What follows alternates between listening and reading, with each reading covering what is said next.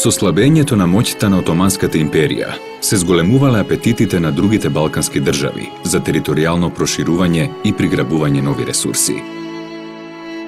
Во Србија, Бугарија и во Грција зачестила појавата на демагози што изнесувале аргументи со цел да се оправда така нареченото ослободување на македонските територии. Балканските националистички доктрини биле најмоćни во сферите на религијата и на образованието. Македонското население било цел на платеничките чети на балканските држави што крстосувале низ Македонија. Понекогаш било доволно само да се влезе во погрешна црква за да се загуби животот. На политичките елити на балканските држави им било јасно дека приклучувањето на целата територија на Македонија кон една од овие земји било практично невозможно.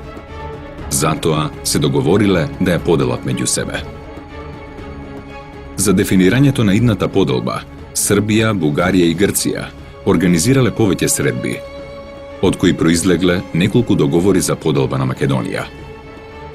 Српско-бугарскиот договор од 19 февруари 1897 година, договорот за сојуз меѓу кнежеството Бугарија и кралството Србија од 30 март 1904 година, договорот за царинска унија меѓу Србија и Бугарија од 1905 година, договорот за пријателство и сојуз меѓу Бугарија и Србија од 13 март 1912 година, како и договорот за одбранбен сојуз меѓу Бугарија и Грција од 29 мај 1912 година.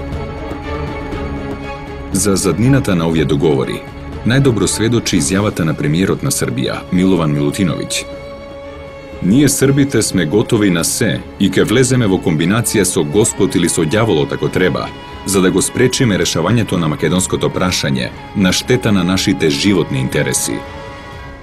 Почетокот на 20 век фактички само го забрзал процесот на вид на умирање на Османлиската империја или болниот џин од Босфорот, како што многу историчари го нарекуваат. Значи, империјата де факто е пред колапс, меѓутоа се уште е многу моќна за секоја од новосоздадените балкански држави да се спротистави. И токму заради тој факт, кон крајот на 19-тиот и почетокот на 20-тиот век почнува еден процес на договори, односно преговори за евентуалната идна поделба, значи на тие османлиски територии на Балканскиот полуостров помеѓу Грција, Бугарија и Србија. Сета жестокост која што ја акумулирале овие млади држави и сите нивни аспирации ќе излезат на виделина за време на Балканските војни. Македонецот или македонскиот народ почетокот на тие Балкански војни ќе ги прифати, значи еден начин како нивни браќа кои што се дојдени да ги ослободат и нивните армии, и македонците активно ќе се вклучат во армиите на балканските држави за ослободување на Македонија.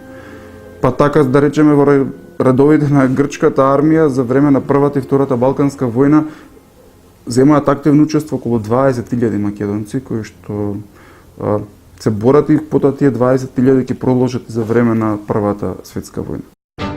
Веднаш по започнувањето на Првата Балканска војна, на 18 октомври 1912 година, Грција ги изнела своите аспирации.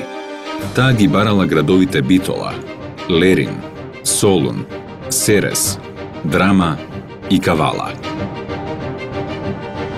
Истовремено со војната кај македонскиот народ се појавила надеж за конечно отфрлање на османлискиот јарем, без никаков сомнеж во намерите на сојузничките сили. Главната цел на балканските сојузници било протерување на османлиската војска од Македонија, но распределбата на новоосвоените територии не била дефинирана, а нивните интереси се судирале на многу места. Териториите биле приграбувани според брзината на освојувањето.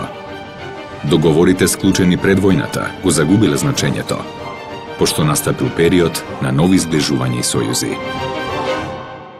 Со поделбата на Македонија во 1913 година, после Балканските војни, на почетокот на Првата светска војна, практички се создадоа услови некои од претензиите на балканските земји кон Македонија да се реализираат за тоа време во потполност. Може би подоцна ќе излезат некои нови моменти кои ќе преуредат таа карта, меѓутоа во тоа време практички дефинитивно се урна воопшто идејата за Македонија како самостојна држава или како автономија во рамки на Балканскиот сојуз.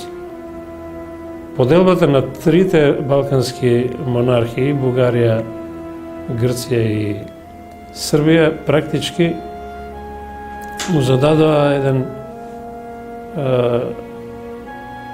голема рана на делото на македонската кауза, бидејќи требаше долго време, од 10-15 години, да се консолидира македонската политичка сцена, да се унапредат политичките односи меѓу ранливите партии што во тоа време се формира на македонската сцена, иако таа не функционираше како одделна балканска држава. Но проблемот на поделбата на Македонија не завршува тука. Првата Балканска војна 1912 година, наместо долго очекуваната слобода, македонците повторно добија сега ново, тројно робство.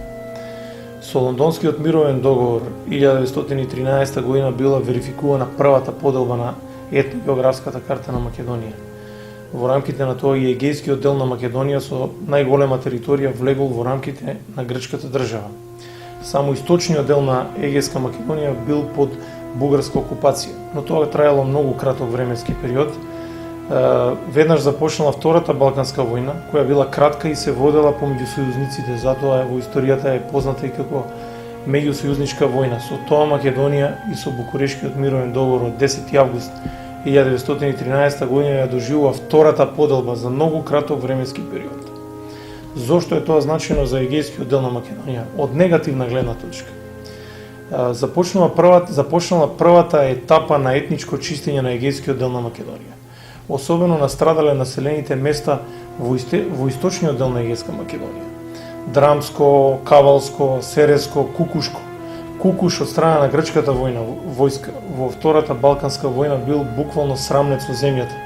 Најголемиот дел од македонците биле или убиени, или под притисок на грчката войска пребегнале, емигрирале во Бугарија.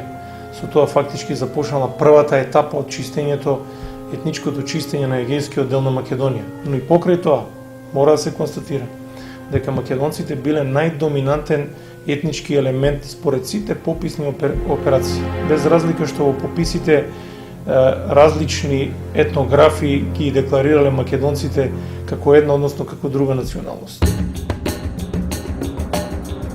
Втората Балканска војна, водена помеѓу Бугарија од една и Србија, Грција, Османлиската империја и Романија од друга страна, го разоткрила вистинското лице на балканските држави. Поразот на Бугарија и потпишувањето на Букурешкиот мировен договор на 10 август 1913 година значел разнебитување на целовитоста на Македонија и исцртување граници што во историјата никогаш не постоеле. Од таа поделба, најголем дел од Македонија добила Грција. Цели 34.000 квадратни километри, односно делот што бил и се уште е нарекуван Егејска или Беломорска Македонија.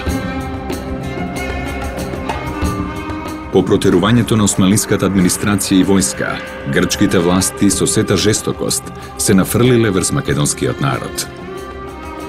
При процесот на етничко чистење на македонците, прво настрадало населението од градот Кукуш и неговата околина, а подоцна истите мерки биле преземени и во Мелничко, Демирхисарско, Драмско и Серско.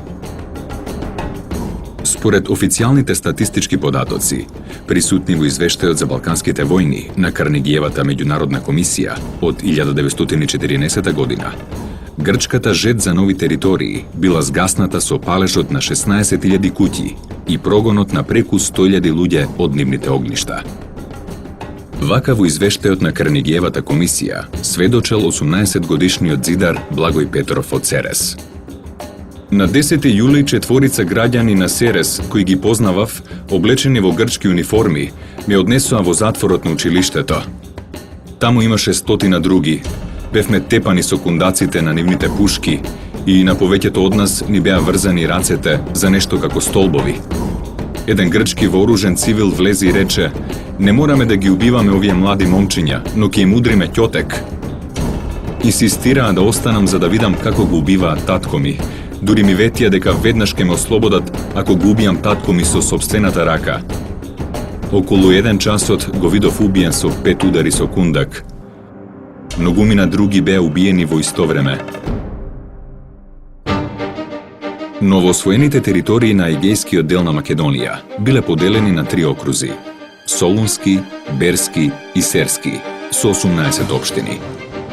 На чело на новоосвоените територии бил назначен гувернер, кој спроведувал грчката политика со помош на 1000 жандарми и полицајци од јужните делови на Грција и од Крит. Првата светска војна донела нови страдања за македонскиот народ во сите 3 дела на поделената Македонија. Покрај дотогашните војски, во Македонија се распоредиле француски, британски, австро-унгарски, италијански и германски трупи. Србија и Грција се приклучиле кон силите на Антантата. Незадоволна од добивањето на најмалиот дел на Македонија, Бугарија стапила во сојуз со централните сили и во 1915 година го започнала својот продор кон Вардарскиот и Егејскиот дел. Низ Македонија се протегал така наречениот Македонски фронт, познати како Солунски или Балкански фронт. Балканските држави започнале широка акција за регрутација на македонците во своите армии. Грчката армија во својот состав имала преку 20.000 македонци, кои без никаква или само со минимална обука били испраќени на првите линии на фронтот. Истото го правеле и српската и бугарската армија. Заради туѓи интереси, честопати родени браќа се гледале низ нишанот на оружјето. Егејскиот дел на Македонија заличил на голем војнички логор под силите на Антантата.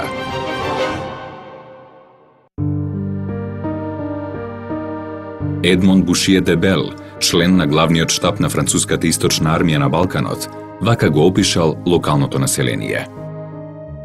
Очевидно е дека македонските словени не се грци, но и покрај фактот што имаат некои сличности во наравите, верата и јазикот со бугарите и со србите, тие се разликуваат и од едните и од другите.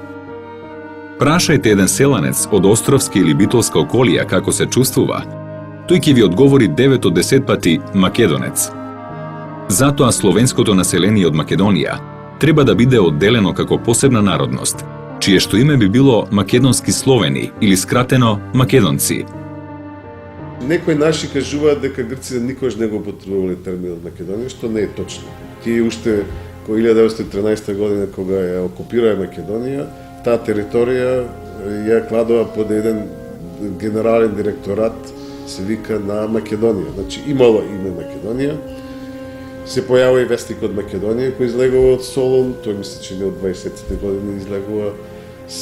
Има и неколку друштва кои се викаат македонски, но и тоа е тоа. Не постои никаков грчко-македонски идентитет. Не постои луѓе кои се викаат македонци во тоа време, а се грци. Требаше значи да образложуваат зошто и како ги ослободиле и зошто навистина со право станале дел од грчката нова држава и зошто со право ги ослободиле браќата грци во Северна Грција и почнуваат да употребуваат терминот македонци, што порано, ако видите, во почетокот на минатиот век, дури и грчките весници, кога станува збор за македонци, порано самата грчка држава, грчкиот печат тогаш, дефинирале македонците како друг народ, а не како грчки народ. It's obvious that the Greeks were using what was closer to the reality in the beginning. Naively, they said that these territories were occupied. This was the truth. And then, of course, realizing the mistake, the historical mistake that they made, they tried to change the terminology, and they changed the terminology up to a point. But unfortunately, the first impression is the one that stays. And this does not only go for the occupation of Macedonia, but it goes also about the population, because in the 20s, the Macedonian language was widely used by Greek authorities to describe people that were speaking Macedonian. Δεν το γνωρίζω αυτό, υποψιάζομαι όμως ότι συμβαίνει, γιατί τα πρώτα χρόνια που ενσωματώνεις ένα μέρος και το ενώνεις με την δικιά σου υπηκότητα, τα πρώτα χρόνια αντιλαμβάνεις ότι είναι μια μεταβατική περίοδος που ο στρατός κατά βάση κυριαρχεί μέχρι να έρθουν εκεί πέρα οι υπηρεσίες, οι δημόσιες, το ένα το άλλο. Μήπως με αυτή την έννοια λεγόταν στρατιωτική ζώνη. Και είχαμε και τον Α' Παγκόσμιο Πόλεμο τότε. Και το 1916 υπήρχαν συγκρούσεις, Άγγλοι, Γάλλοι, Γερμανοί, στη Βουλγαρία, στην Κρέσνα, στη Θεσσαλονίκη, μάχες. Επειδή ήταν μια καθαρά πολεμική περίοδος, μήπως με αυτή την έννοια. Later, they realized the gaffe that they made. They realized that this was something that it would backfire against them, and they tried to correct the terminology, and they eliminated words like occupation, Macedonian language, Macedonian population. It's very funny, in a sense of strange, to mention that in the course of 30 years, from 1920 to 1951, in all the censuses that the Greek state was conducting in the Aegean part of Macedonia, in every single census, they used a different word to describe the Macedonian population. In the first census, we had Macedonian without any problem, and Macedonian language. In the next census, we had people that spoke Slav in general, people with fluid ethnical conscience, people with, I would call, I'm trying now to remember the exact terminology, people with heavy Slavic beliefs, and we reached the 1951 where no mentioning about Macedonians, Slavic speaking people with solid Slavic beliefs was nowhere to be found in the 51 census. Значи има серија докази кои грците намерно ги игнорираат. Значи овие зборувам посебно за грчки докази кои кажуваат дека нашиот идентитет и нашите луѓе се викале македонци. Типичен пример, имаме стотици нотариални документи, продажба, Трајко му продава нива на Петко во грчка држава, меѓутоа и Трајко и Петко не зборуваат грчки и пише на документот тамо, оверено нотар во грчка држава, дека Трајко не разбира грчки, ама разбира македонски и овој имавме преводач кој му преводуваше на македонски јазик. Тоа е еден. Имаме други докази, како, например, книгата од една грчка писателка Пенелопе Делта, која пише во својата книга дека националниот идентитет на македонците е само македонски, ништо друго. По Првата светска војна, грчките власти започнале реорганизација на локалната војна и административна власт. На чело на новоосвоените територии бил поставен министер за Северна Грција, кој раководел 3 дирекции. Источна, со седиште во Кавала, која ги опфаќала Серскиот, Драмскиот и Кавалскиот округ. Централна, со седиште во Солун, во чиј состав влегувале Солунскиот, Халкидичкиот, Берскиот, Воденскиот и Кукушкиот округ. И западна, со центар во градот Кожани, составена од Костурскиот, Леринскиот и Кожанскиот округ. Во претходната држава, Османлиската империја, не постоела јасно дефинирана поделба на населението според етничката припадност. Но според статистичките податоци, пред почетокот на Првата светска војна, на територијата на Егејска Македонија имало 1.073.549 жители. Од тоа, 30% или 326.426 биле македонци, а по нив следувале турците, грците, евреите, власите, ромите и албанците. Иако по Балканските војни 30.000 македонци од егејскиот дел заминале во Бугарија, тие се уште биле бројно доминантни, па грчката држава започнала процес на нивно масовно иселување. Во период од само 5 години, Грција потпишала 2 конвенции за така наречена доброволна размена на населението. Првата била потпишана на 28 ноември 1980 година помеѓу Грција и Бугарија. Таа размена не била тајна, но во најголем број случаи не била на доброволна основа. Втората конвенција настанала како резултат на грчко-турската војна од 1919 до 1923 година, во која таткото на модерна Турција, Кемал Ататурк, војно ги поразил грчките мегаломански апетити врз западниот брег на Малазија. На 30 јануари 1924 година во Лозана била подпишана Конвенцијата за задолжителна размена на грчките и турските малцинства, со што од Егејска Македонија во Турција биле присилно иселени околу 300.000 жители со муслиманска вероисповед, од кои 45.000 македонци муслимани. Од друга страна, од Турција биле донесени 538.000 православни доселеници, со што демографската слика на Егејска Македонија за секогаш се сменила.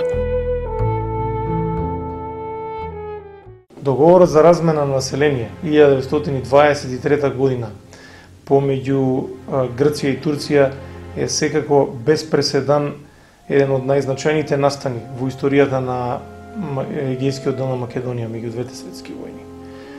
Тогашната меѓународна јавност направила еден опасен преседан со тоа што дозволила размена на население што за секогаш ја измениле етничката карта на Егејскиот дел на Македонија.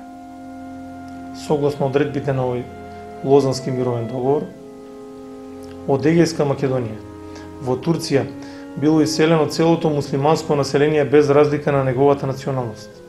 Меѓу нив дури имаше и луѓе што зборуваат македонски јазик тогаш, биле муслимани, дел од нив са минале за Малазија.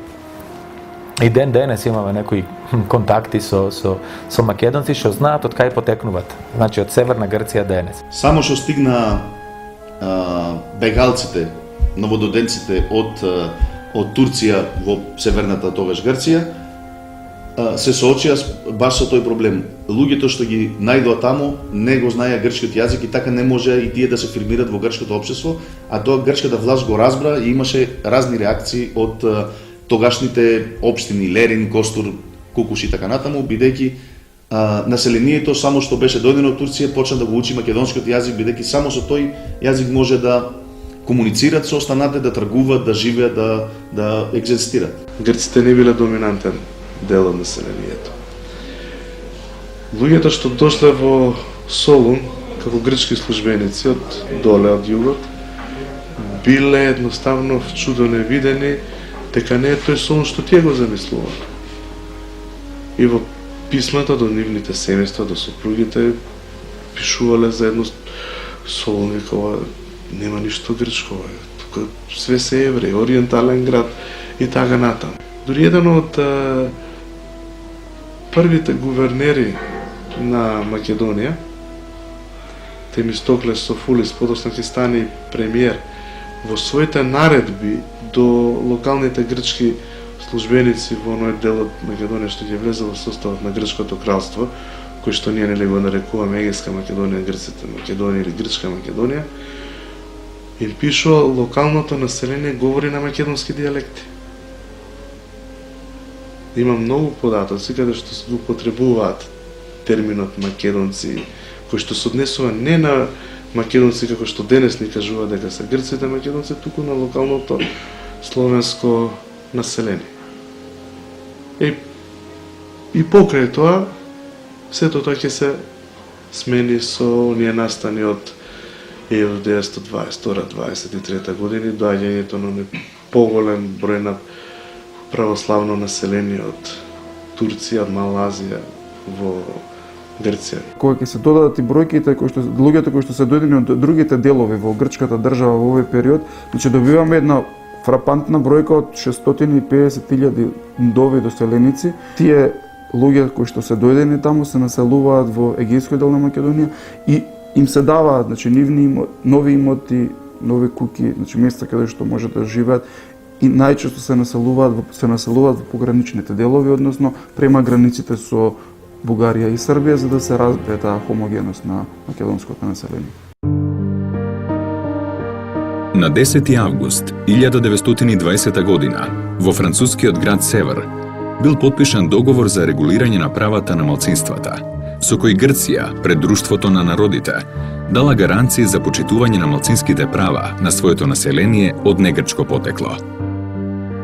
Со ратификацијата на тој договор, Грција се обврзала да овозможи отворање училишта во кои малцинствата би се образувале на својот мајчин јазик, како и да им обезбеди право на учество во општинските институции и право на избор на своји свештеници.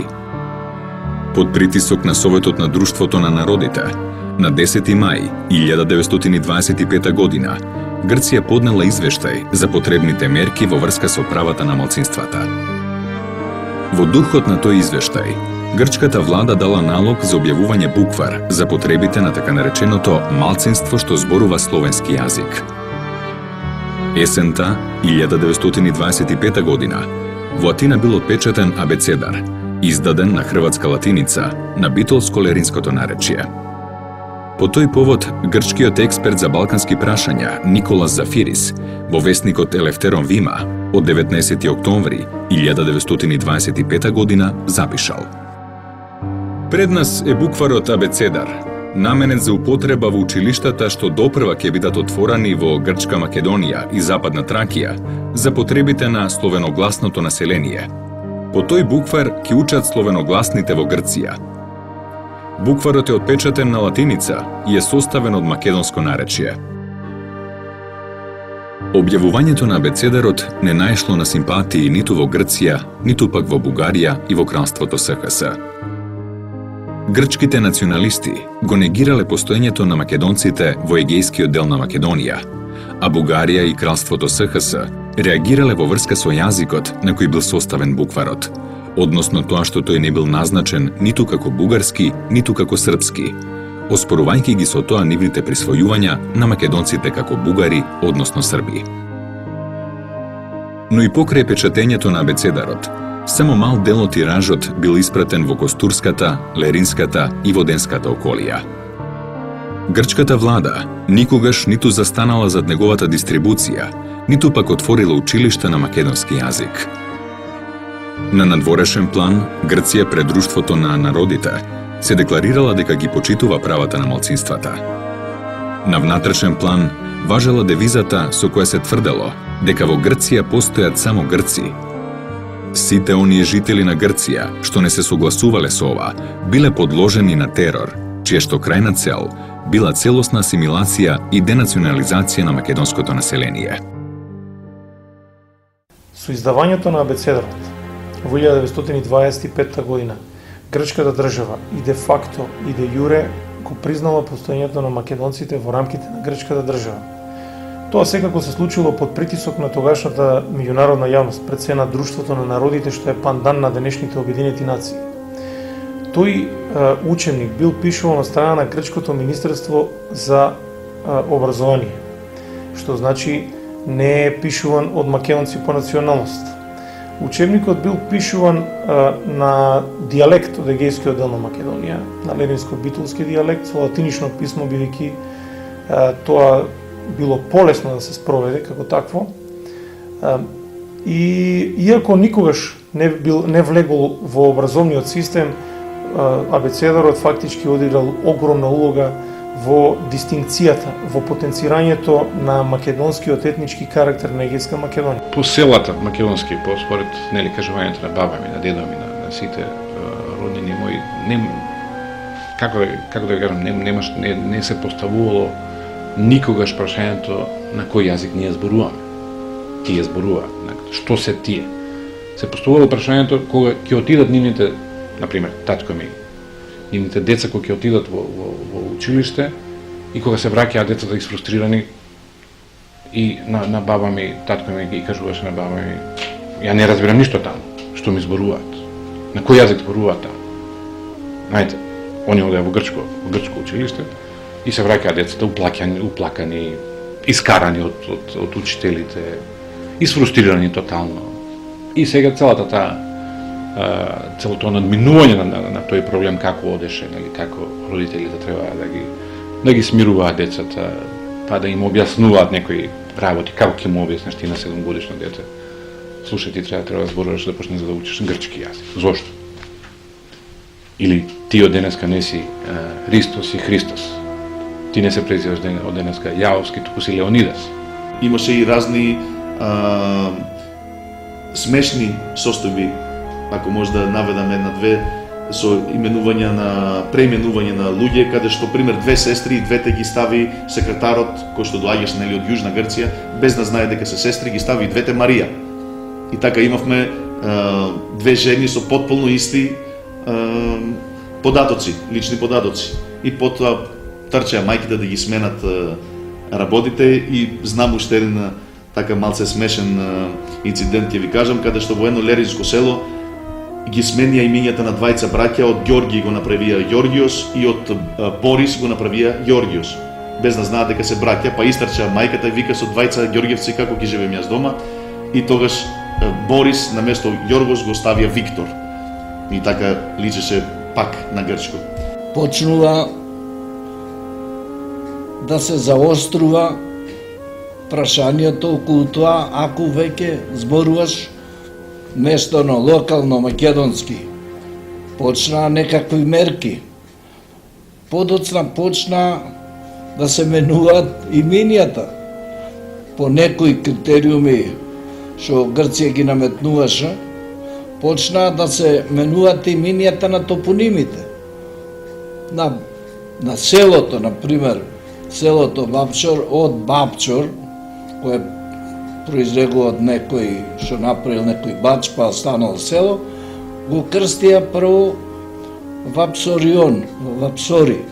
Меѓутоа пак Бапчор, Бапсори некако беше слично, па дури подоцна тамо некаде, после 30-те години, дадоа ново име Пименико.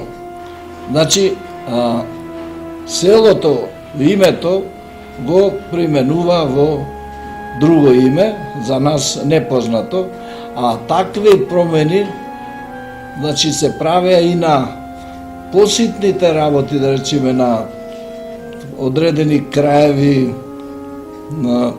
на топонимите, едноставно, до она мерка до која може да водат, изнаоѓа нови имиња и ги покрива, односно ги бриша тие наши, да речам, славјански, македонски имиња.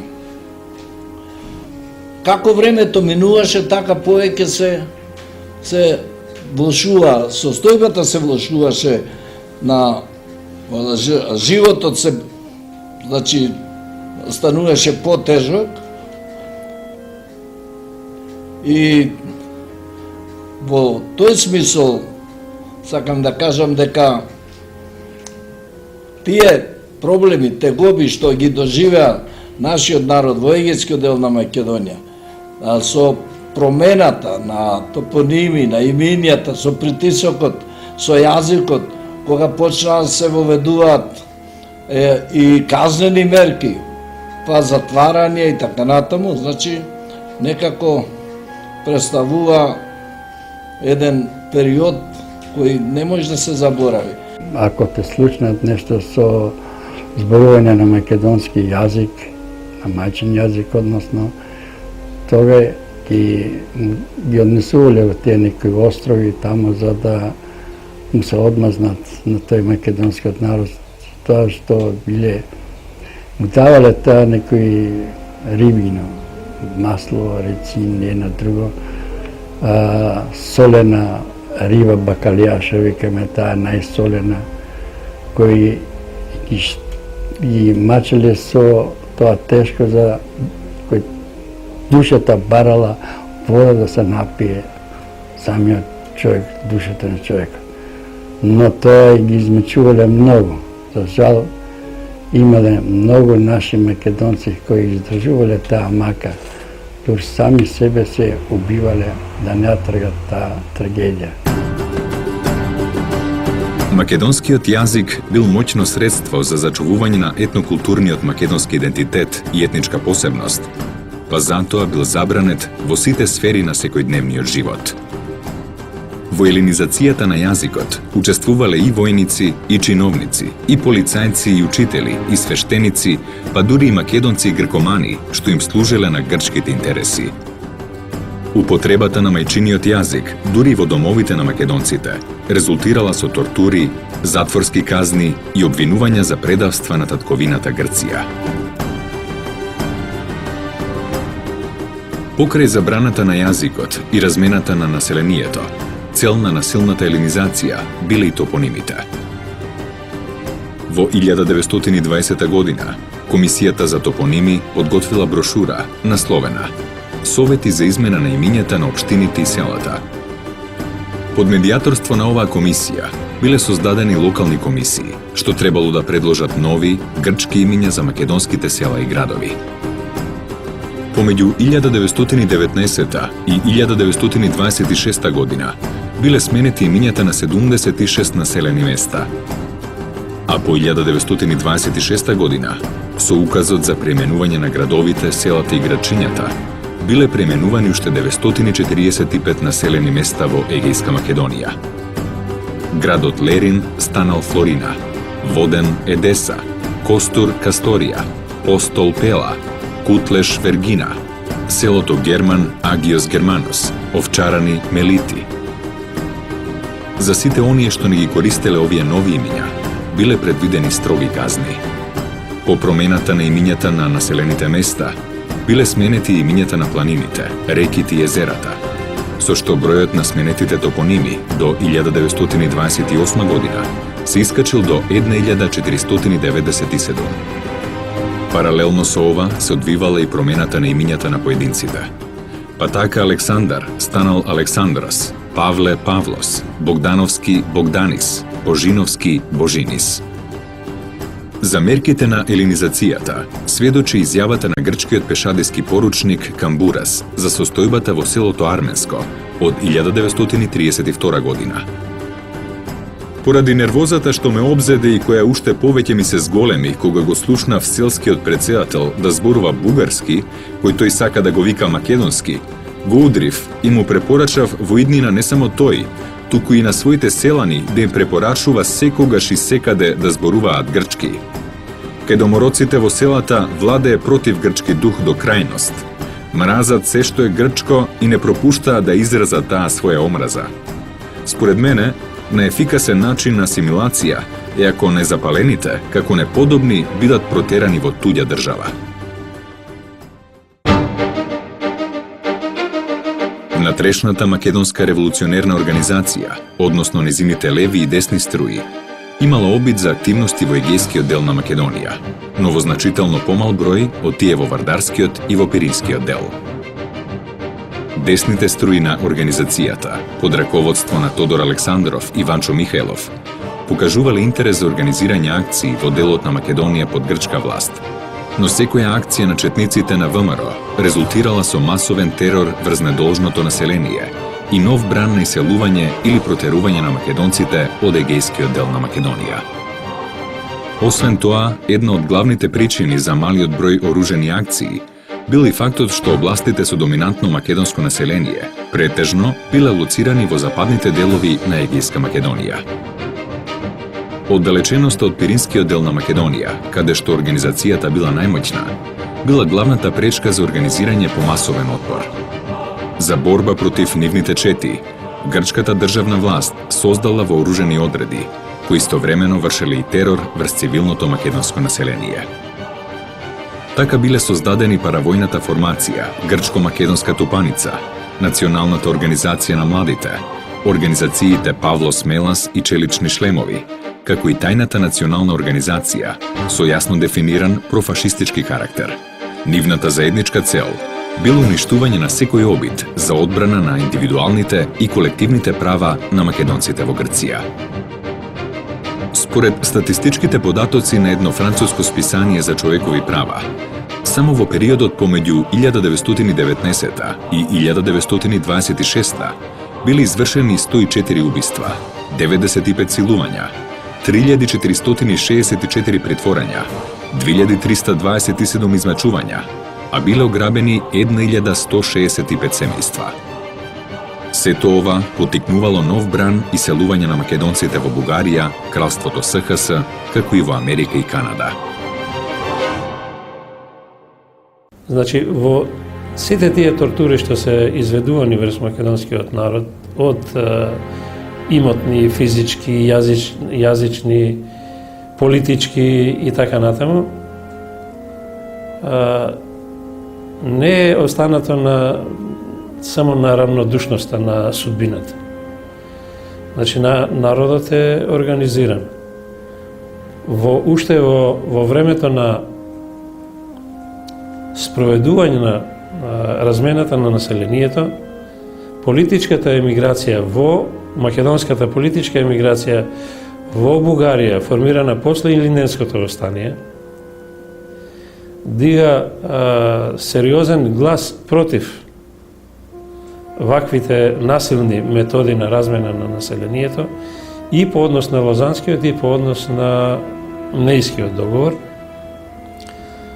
Има повеќе протести упатени од македонски политички организации и издруженија до Друштвото на народите, до одделните земји инволвирани во политиката за Македонија и слично. Во тоа време, после крахот по Илинденското восстание, после 908-916 година се возобновува работата на ВМРО. Се разбира како и во претходниот период има повеќе крила на таа организација кои делуваат во различни насоки, за жал, иако основната идеја им била слобода на македонскиот народ и основање на македонската држава, но прашањето било дали тоа да биде самостојна држава или држава прилепена кон некоја од балканските. Истовремено започнале да дејствуваат и левите сили на организацијата, кои во 1925 година во Виена одржале основачко собрание на ВМРО Обединета, на кој присуствувале делегати од сите делови на Македонија. Пратеник од егејскиот дел на Македонија бил Христо Јанков, кој подоцна станал член и на Централниот одбор на организацијата. Основното начело на ВМРО Обединета било создавање на Балканска федерација, што во својот состав би ја имала и независна Обединета Македонија. Во март 1934 година основачка конференција имали разгранокот на ВМРО Обединета за егејскиот дел од Македонија.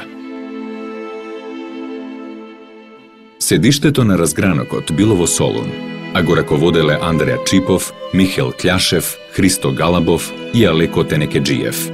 ВМРО Обединета создала своји ќелии во Енидже Вардарско, Драмско, Кукушко, Лагадинско, Солунско, Леринско, Костурско и Воденско, со околу 900 члена. Паралелно со обидите за сопствено политичко организирање, македонците од егејскиот дел на Македонија били исклучени од политичкиот живот во Грција и од постојаната борба помеѓу републиканците и ројалистите. Единствената политичка организација што покажала интерес за правата на малцинствата била Комунистичката партија на Грција. Во духот на идеите на Комунистичката интернационала, КПГ започнала да го афирмира македонското прашање, па така на незиниот 6 пленум, одржан во јануари 1934 година, бил заземен ставот дека македонците имаат право на национално самоопределување до отцепување. Ваквиот став наредната година бил ублажен со намера да се води политика за полна еднаквост на малцинствата во рамките на Грција. Но и во двата случаи, комунистите во Грција ги признале македонците како одделен народ со сопствена традиција, јазик и култура. Оттаму ВМРО Обединета започнала координација на своите теренски активности во соработка со Комунистичката партија на Грција. Во Ризоспастис, гласилото на Централниот комитет на КПГ, честопати се објавувале текстови за тешката положба на македонците во Грција. Од 2 до 5 август 1935 година, по повод годишнината од Илинденското восстание, весникот Ризоспастис објавил статија во 4 продолженија под наслов Илинден – херојско восстание на македонскиот народ. Соработката одела и дотаму, што членовите на ВМРО Обединета се нашле на кандидатските листи на Народниот фронт на изборите во Грција во 1935 и 1936 година. Па така Андреј Чипов бил избран во грчкиот парламент. Во избирачките списоци за неговото име во графата занимање пишувало македонец. Во август 1936 година кралот Георгиос II потпишал серија на декрети со кои била официализирана диктатурата на генералот Јоанис Метаксас. Парламентот бил распуштен, немало најава за нови избори, а Метаксас набрзо ги суспендирал уставните одредби со кои се гарантирала личната слобода. По воведувањето на диктатурата, настапил период на јавна елиминација на ВМРО Обединета од политичката сцена. Дел од незиното раководство бил интерниран, а секретарот Андреј Чипов бил осуден и подложен на тешки измачувања во затворот Акронав Плија. Со диктатурата на Метаксас, асимилаторската политика ја достигнува својата кулминација. Македонците биле прислушувани за да се утврди кој јазик го зборуваат во своите домови. Биле малтретирани во полициските станици, а паричните казни, физичките тортури, казнувањето со пиење рицинус, судските процеси и интернациите во внатрешноста на Грција и на пустите острови на Егејско море станале секојдневие. Диктатурата била погубна не само за македонците, туку воопшто и за политичкиот живот во Грција, затоа што тоа значило стопирање на сите демократски процеси во грчката држава. Под посебни закони биле сите политички партии, особено комунистите, а особено и луѓето кои што се декларирале како македонци. Биле воведени навистина ригорозни закони против зборувањето на македонскиот јазик, кои што оделе до тој степен што грчки полициски службеници во селата населени со македонци прислушкувале под прозорците кој зборувал на македонски дијалект и потоа следувале ригорозни казни од типот на бодење на јазиците на децата, особено со вжештини, или казна со пиење на рицинусово масло, јадење на лути пиперки, нецивилизирани мерки воопшто непознати никаде во рамките на било која од западните демократии, па и некои други држави надвор од европскиот континент. Со доаѓањето на диктатурата на Метакса во Грција, со забраната на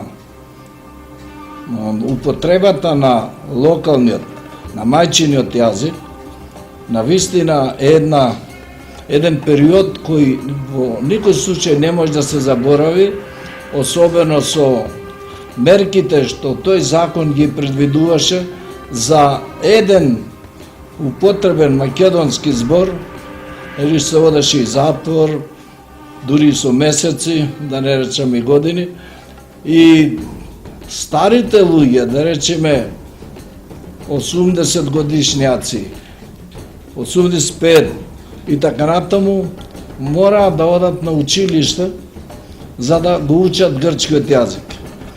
И се памтат многу кажувања на грчки учители кои беа испратени да ги учат нашите луѓе грчки.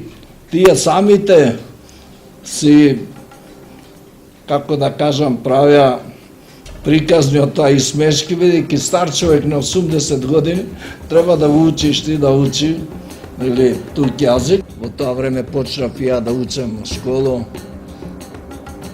и се сеќам на една казна од учителот што го викаме Каламбука.